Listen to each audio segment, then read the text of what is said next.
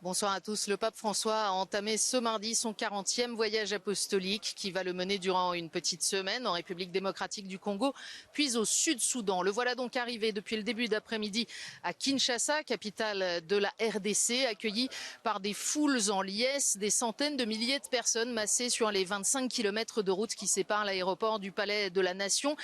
Une foule d'autant plus joyeuse qu'elle avait dû affronter la déception du report de la visite papale initialement prévue en juillet, comme l'explique l'archevêque de Kinshasa, le cardinal Fridolin Ambongo.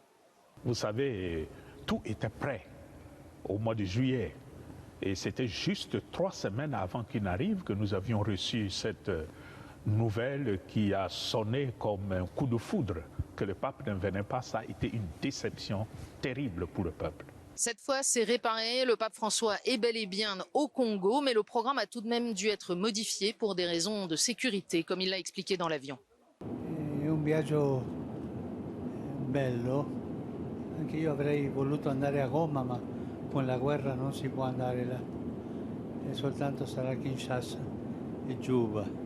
C'est donc à Kinshasa que le pape François rencontrera des victimes de la violence dans l'est du pays, une violence portée par quelques centaines de milices armées, dont plusieurs pilotées par les gourmands voisins, le Rwanda et l'Ouganda, qui lorgnent sur les richesses de la RDC. Mais dans le reste du pays, la situation n'est pas simple pour autant pour la population. Il y a la corruption, la confiscation du pouvoir et des richesses et le manque d'infrastructures qui pèsent lourdement sur le quotidien des gens.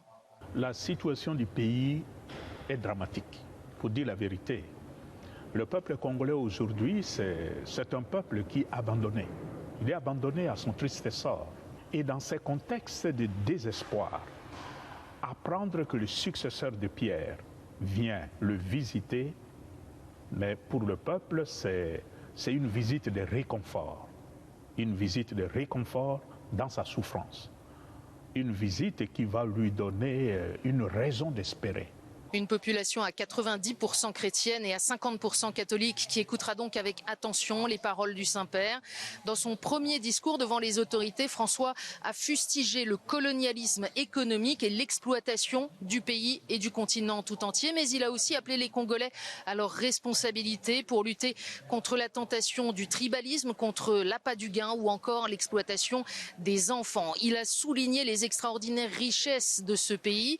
D'abord ses richesses naturelles. C'est le deuxième poumon vert de la planète après l'Amazonie, mais également sa grande richesse, sa jeunesse. Demain, le pape François célébrera la messe en rite zaïrois pour la justice et pour la paix avant de rencontrer une délégation des victimes de violences.